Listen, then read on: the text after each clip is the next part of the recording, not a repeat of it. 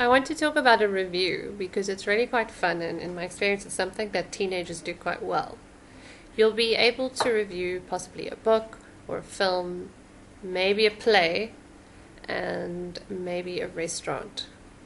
Now what you want to do is start with making it look like a newspaper or magazine article. So you want a heading and your name. And then you need to start first with a very bigger picture, broad outline of what you're talking about. So if it's a film review, you're going to introduce the film and say what genre it is, what type of film it is, and just a few words about what's going to happen. And that can be your introduction. Then in your body, you're going to go into more detail. So if it's about a book or a film, you're going to introduce the characters and say a few things about the main events, and then you're going to start commenting on the sound and the images, the cinematography. Or if you are doing a restaurant review, you're going to go into detail about the different meals that you ate and how much each one cost and what you did and didn't like about each one.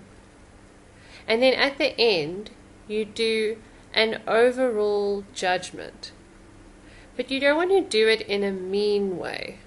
So because it's something that you publish, you have to be kind of professional, and when you give criticism, you've got to give it in a polite or diplomatic way. One way of doing that is by saying, so let's say you're doing a review about McDonald's. You can say, I would recommend this for young kids who really like to have a play area to play in, but for health fanatics or for people who want to watch their weight, this restaurant is not for you.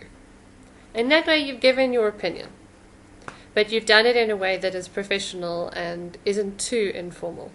A review is a little bit more informal than a newspaper article, but you're still using proper English. You're not writing a dialogue. You're not being very chatty. You can use the word I in it because you actually are giving your opinion. Whereas in a newspaper article, you're not supposed to use the word I because you're not giving your opinion. You're just supposedly stating facts. So because most of you are relatively good at giving opinions, if you get a review option, go for it. But remember to give details. Remember to give lots of different details about the thing you're reviewing so that your reader gets a good idea of why you came to the conclusion that you did.